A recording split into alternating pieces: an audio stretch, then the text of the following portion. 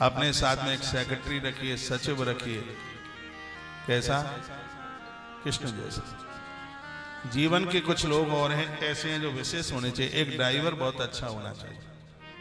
तुम्हारे बारे में जितना ड्राइवर को पता होता है उतना तो तुम्हारी घरवाली को, तुम्हारे भाई लोगों को भी नहीं पता होता। तुम कहाँ जा रहे हो, कहाँ आ रहे हो, ये ड्राइवर को पता है। थोड़ी तनख्वाह भले ही ज्यादा ले ले, लेकिन ड्राइवर वफादार होना चाहिए। अर्जुन का ड्राइवर बहुत बढ़िया, भगवान कृष्ण है ना। भले ही मालिक कहे कि उधर लेकर के चलो, लेकिन ड्राइवर को पता है कि मुझे किधर लेकर के जाना है।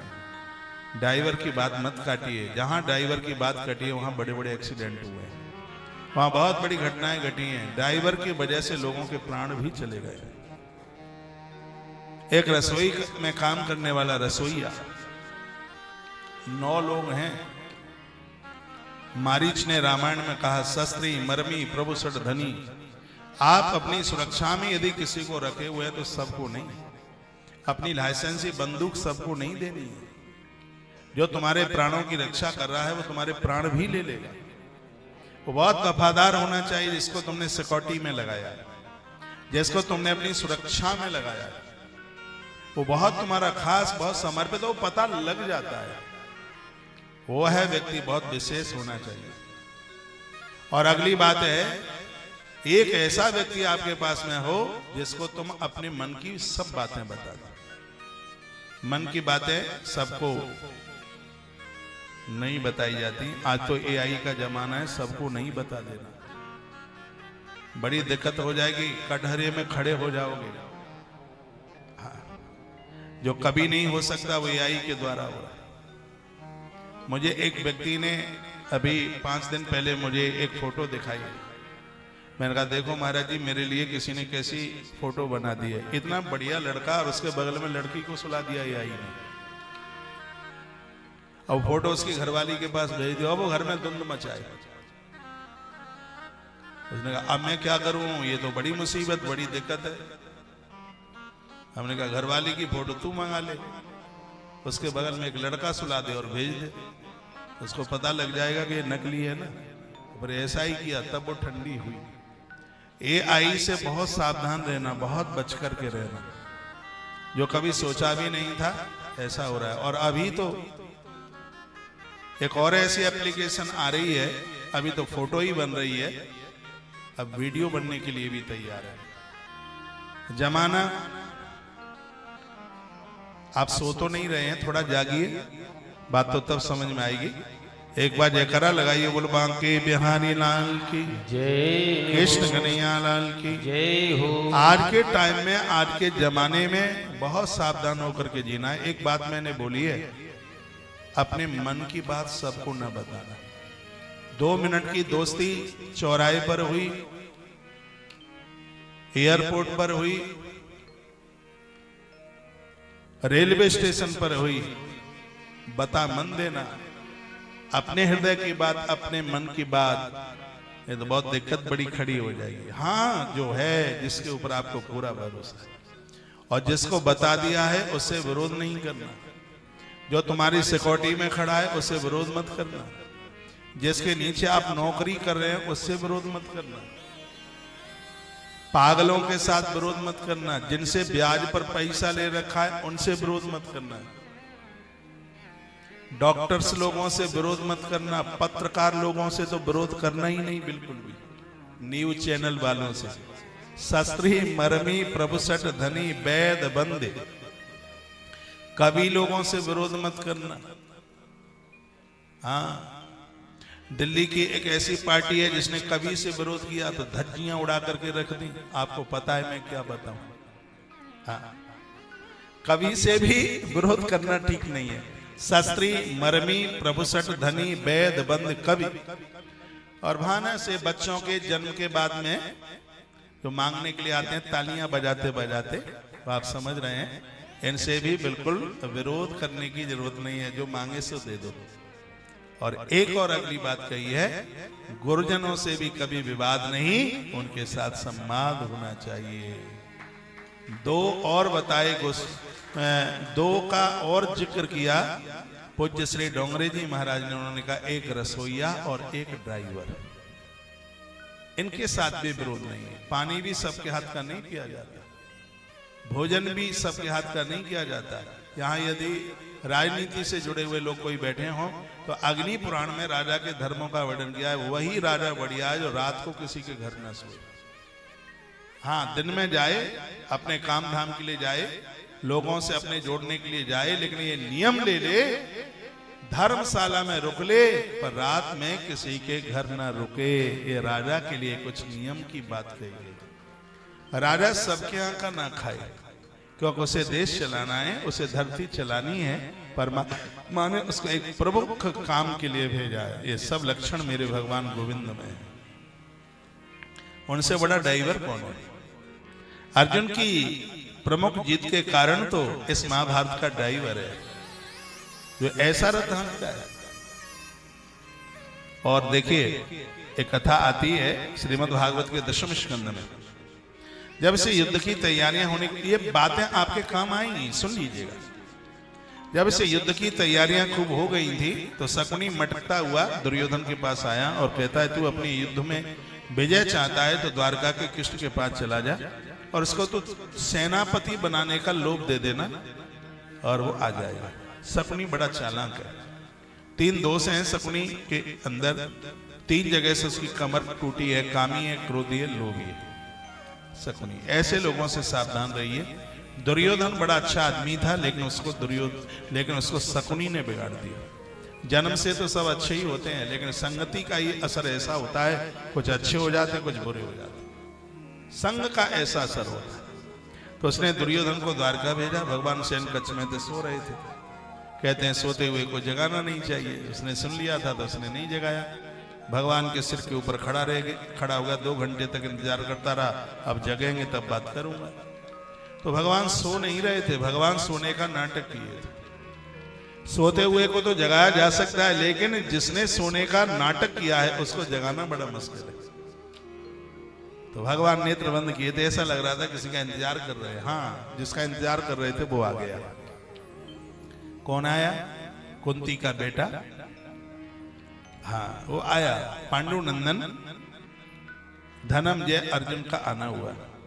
अर्जुन ने प्रणाम किया, हाथ नहीं लगाया। कुछ जगह ऐसी हैं जहां चरणों में हाथ नहीं लगाया जाता। एक तो कोई पूजा पाठ में बैठा है, दूर से प्रणाम कर लीजिए, चरणों से हाथ मत लगाइए। पूजा के समय में कोई भोजन कर रहा है तो उस समय भी उसके पांवों में हाथ न लगाएं, वैसे ही प्रणाम करना। और एक और अगली बात बताई गई है, जो शयन कर रहा है, जो सो रहा है, उस समय भी उसके पांवों से हाथ नहीं लगाया जाता, सिर्फ उससे प्रणाम किया जाता है। तो भगवान शयन में थे तो उन्होंने ऐसे प्रणाम कर लिया। भगवान अचानक जग गए और कहा, अरे भैया अर्जुन कब के आए हो? हम तो सो गए, देख ही नहीं पाए। दुर्योधन बौखला गया, कहा अच्छा, ये तो तुम्हारी खास बुआ का है ना, वो तो आते दिख गया। हम 2 घंटे के खड़े और हम नहीं दिखे तुम्हें। तो भगवान इसे गांधारी नंदन कहते हैं। क्यों गांधारी नंदन कहते हैं? इसलिए क्योंकि ये बिगड़ा है तो इसमें इसकी माँ का दोष है। बच्चा बने या बिगड़े, इसमें दोष और गुण माँ का ही होता है। बहुत ध्यान से सुनिएगा। इसलिए हमारे शास्त्र कहते हैं कि पिता के दोष से बच्चे मूर्ख हो जाते हैं, वंश के दोष से कायर हो जाते हैं, माता के दोष से बच्चे चरित्रहीन हो जाते हैं, और स्वयं के दोष से बच्चे दरिद्र हो जाते हैं। जिन माताओं ने ध्यान दिया है उनके बच्चे बहुत चरित्रवान बने। गांधारी, तेरी आंख पर पट्टी न बंधी होती तो तेरा ये लड़का ऐसा बिगड़ता नहीं। इसलिए वो गांधारी नंदन ही कहते थे। बच्चों के बिगड़ने में पिता का हाथ कम होता है, माँ का हाथ ज्यादा होता है, क्योंकि औलाद के बारे में जितना माँ को पता होता है उतना तो भगवान को भी नहीं पता होता। मेरी माँ मुझे मेरे बाप से पहले से जानती है, 9 महीने पहले से जानती है कि हम बेटे किसके। एक जगह लड़ाई हो रही थी। काय बात की लड़ाई थी? एक टोली तो ये कहती है कि इसके बाप का नाम राम सिंह है, दूसरे ने कहा नहीं, इसके बाप का नाम श्याम सिंह है। एक ने कहा ये राम सिंह का बेटा है, दूसरे ने कहा श्याम सिंह का बेटा है। अब निर्णय कौन करे? इतने में अंदर से उसकी मां निकल करके आई। कहा क्यों लड़ रहे हो, क्या बात है? उन्होंने कहा कि हम कह रहे हैं ये राम सिंह का बेटा है, और उसने कहा, दूसरे ने कहा कि श्याम सिंह का बेटा है। तो उस माता ने कहा, जो उस लड़के की माँ थी, उसने कहा मत लड़ो, ना ये राम सिंह का है ना ये श्याम सिंह का, ये हरि सिंह का है, ये मुझे पता है। माँ को मालूम है ना कि किसका है। तो माता की देख रेख में बच्चे चरित्रवान बन जाते हैं और माता की ही देख रेख में बच्चे चरित्रहीन बन जाते हैं। इसलिए माता का तो ध्यान संतान के ऊपर बहुत होना ही चाहिए। तो मैं निवेदन कर रहा था, भगवान ने दुर्योधन को कहा चलो भैया, हम तुम्हें नहीं देख पाए, ऊपर खड़े थे, चलो आपको ही पूछ लेते हैं कैसे आना हुआ। दुर्योधन ने कहा कि 2-3 दिन बाद युद्ध होगा, उसमें हम आपको सेनापति बनाएंगे। प्रलोभन दे दिया ना, लोभ, आपको हमारी तरफ से खड़े होकर के युद्ध करना है। भगवान ने अपनी शर्त सुना दी। हाँ, भगवान ने कहा हम तो बाहर वाले हैं, तो तुम दोनों अपने आपस के घर के हो और हम तुम दोनों के बीच में होते भी कौन है, और मेरा संकल्प है कि इस युद्ध में मैं हथियार नहीं उठाऊंगा। हाँ, युद्ध कैसे जीता जाएगा यदि मुझे पूछा जाएगा तो युद्ध को जीतने की तरकीबें पूरी बताऊंगा, लेकिन मैं हथियार नहीं उठाऊंगा, ये मेरा संकल्प है। अब तू पहले आया है तो अधिकारी तू ही है पहले मांगने का। एक तरफ नारायणी सेना, उस जमाने की सबसे बड़ी सेना थी, कृष्ण ने जिसका डेवलपमेंट किया। उस जमाने में द्वारका की नारायणी सेना से बड़ी कोई सेना ही नहीं थी। कृष्ण विचारक देखिए, कृष्ण का हौसला देखिए। कृष्ण को पता है जहां मैं खड़ा हो जाऊंगा वहां परिणाम ठीक ही निकलेंगे, भले ही नारायणी सेना किधर भी हो। आप कितने परेशान होते हैं, पैसा चला गया है, उन्होंने ले लिया, उन्होंने ले लिया, हमारे पास तो कुछ बचा ही नहीं। कृष्ण से सीखो, जहां तुम खड़े हो वहीं धन है, जहां तुम खड़े हो वहीं श्री है, जहां तुम खड़े हो वहीं समाज है। ये गुणवत्ता तुम्हारे पास होनी चाहिए। मैंने कितनी बार कहा है कि कृष्ण दार्शनिक हैं, बहुत बड़े दार्शनिक हैं कृष्ण। इस बात की तो चिंता ही नहीं थी कि सेना चली गई उधर और आप परेशान होते हैं, परिवार उधर चला गया, ये उधर चले गए, वो उधर चले गए, पैसा चला गया, मकान दुकान सब चला गया। अरे सब चला गया, तुम तो नहीं चले गए, तुम तो हो, तुम तो सब कुछ पैदा कर दोगे, तुम तो सब कुछ तैयार कर दोगे। हारिए न हिम्मत, बिसारिए न हरि नाम, कृष्ण का संदेश है सबके लिए। तो कहते हैं जो जाए चले जाने देना, बस तुम स्वस्थ रहना, अपने आप को तोड़ मत देना, अपने मन को कमजोर मत करना। यदि तुम्हारा मन कमजोर हो गया तो तन से भले क्विंटलों के हो, तुम कुछ भी नहीं कर पाओगे। और जहां तुम खड़े हो जाओ पंक्ति वहीं से आरंभ हो जाए, जहां तुम खड़े हो भीड़ वहीं हो जाए तुम्हें सुनने के लिए। ऐसा हौसला, ऐसा ज्ञान, ऐसा संदेश भगवान कृष्ण ने इस जगत को दिया। नारायणी सेना के लिए बोल दिया, नारायणी सेना एक तरफ और निहत्ता कृष्ण एक तरफ। तू पहले आया है तो अधिकार तेरा है, नारायणी सेना तू चाहे तो ले सकता है, और निहत्ते कृष्ण का चुनाव भी करना पहले तेरे लिए, क्योंकि पहले तू आया है। अब तू बोल दे तुझे क्या चाहिए। भक्त की बड़ी परीक्षा होती है, इंसान की यहां बड़ी परीक्षा होती है। आपको पता है कि क्या मांगा दुर्योधन ने?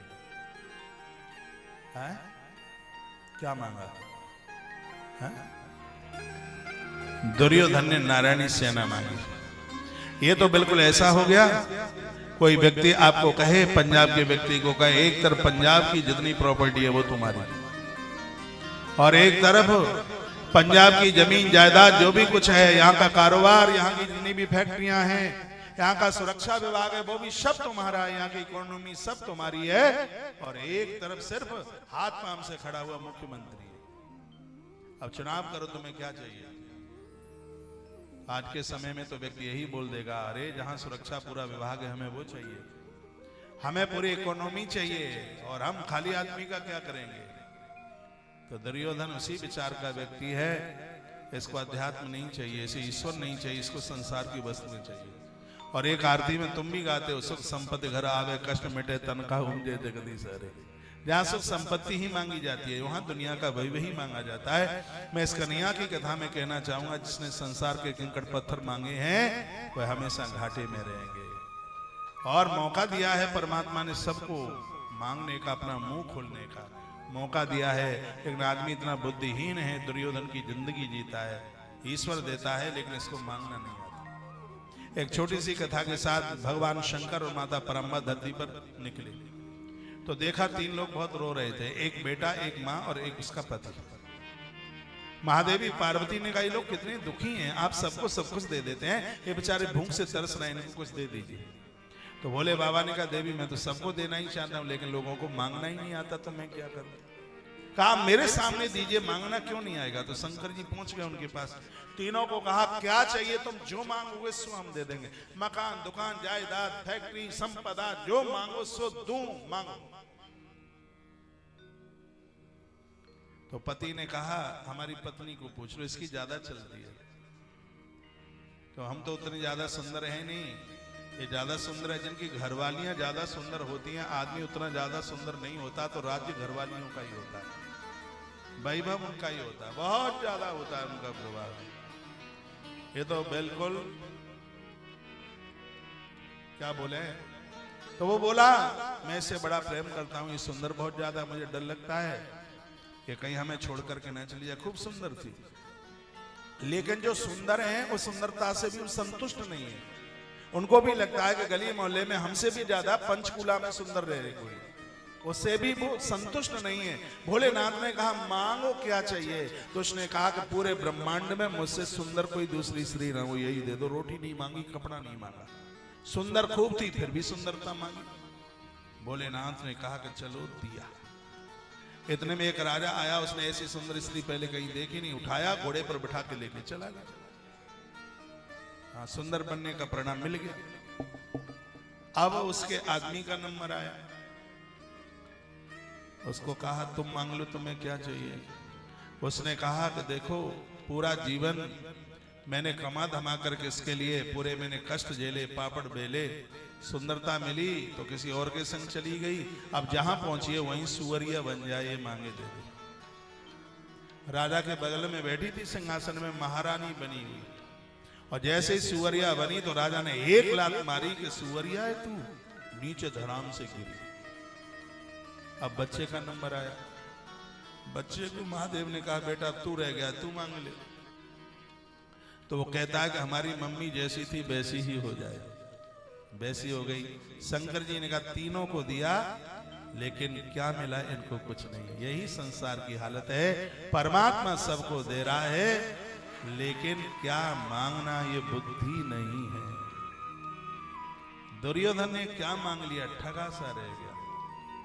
कहता है जब तुम युद्ध ही नहीं करोगे तो क्या आरती तुम्हारी उतारूंगा। ये तो ऐसी बात हो गई कि बूढ़ा बाप बच्चों को कहे कि प्रॉपर्टी चाहिए कि मैं चाहूं, मेरी जरूरत है। तो बच्चा बोल दे कि जब तुम काम धाम के लिए 1 आध घंटा दुकान पर तुम नहीं बैठोगे, बहू कह देगी लड़का बच्चों को सास नहीं खिलाएगी, तो फिर हम क्या करेंगे इनका, हमें इनकी जरूरत नहीं है। हाँ, धन चाहिए, प्रॉपर्टी चाहिए, माता पिता किसी को नहीं चाहिए, यही चीज है। ये कथा हमारे और आपके ऊपर ही घूम रही है, लेकिन घाटे में रह जाओ। वो चला गया, नारायणी सेना लेकर के चला गया, बलराम जी को लेकर के चला गया। अब इधर देखिए, अर्जुन की गर्दन नीचे थी, महाभारत तो मेरा फेवरेट पात्र है।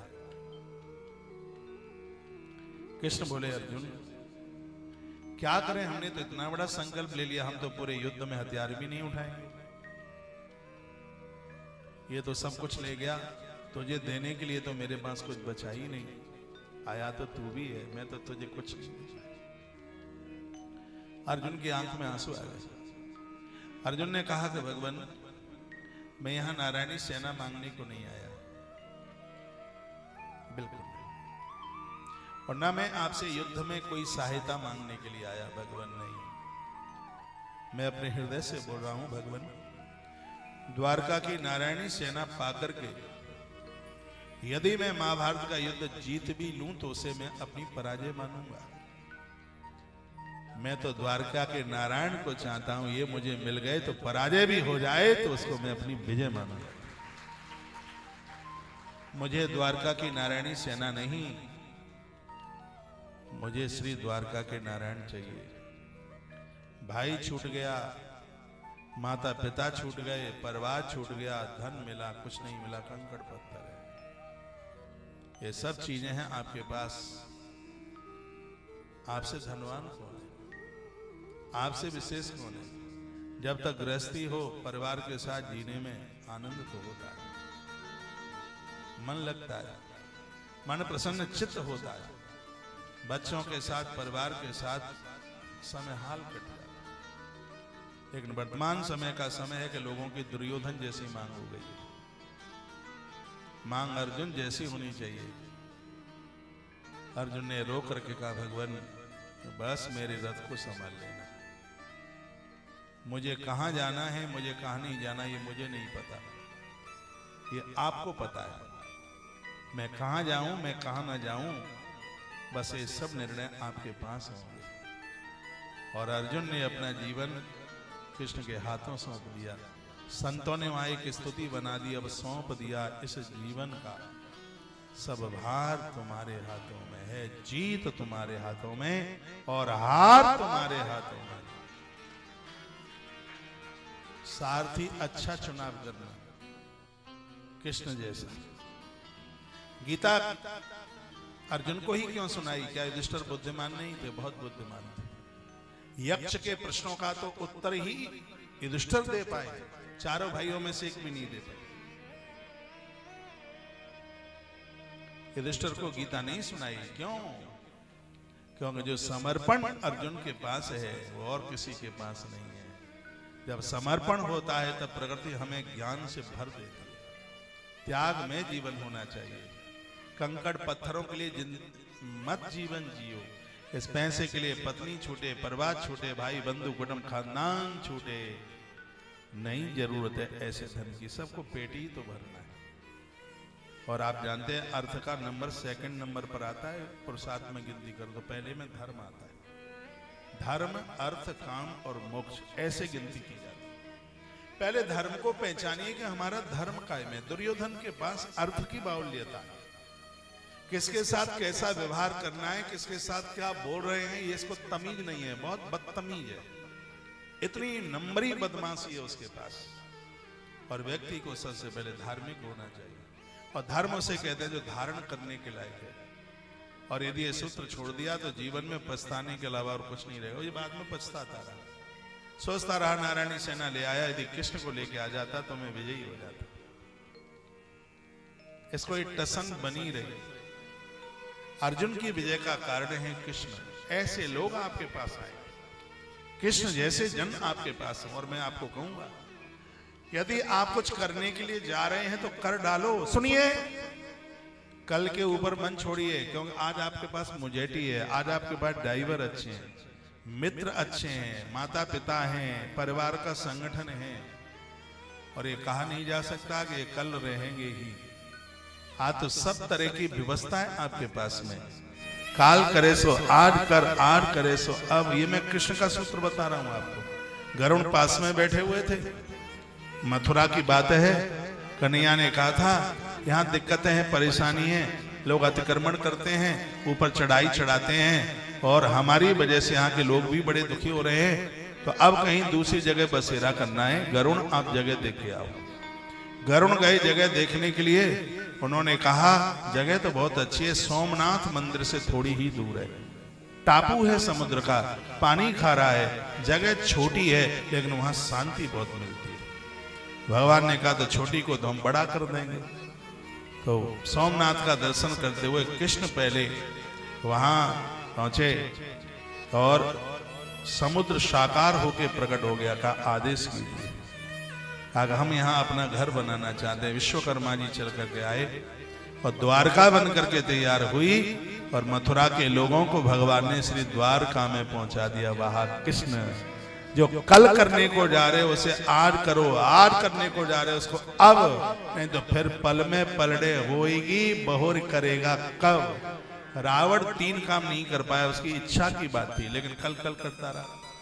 वो कहता रहा कि समुद्र में खारापन नहीं रहने दूंगा, और आग में धुआं नहीं रहने दूंगा, और मृत्यु लोक से लेकर ऊपर तक सीढ़ियां बनवा दूंगा। इसका इतना बोलबाला था, ये सब कर देता। कल कल कल कल कल करता रहा। अकर्मण्य कौन है?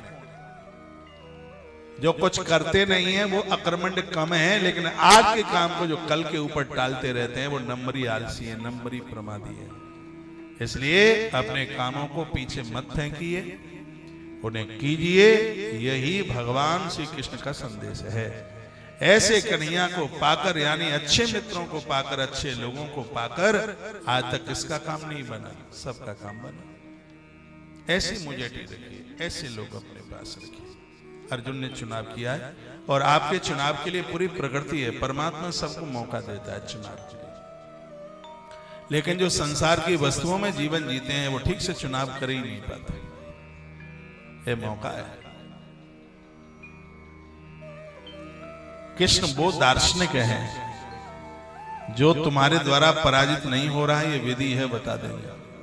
वरदान मिला है पिता में भीष्म को कि मौत भी सामने ठहरेगी नहीं। मृत्यु इच्छा मृत्यु का वरदान है, और जब तक बाबा भीष्म ना मरे तब तक पांडवों को विजय ना मिले।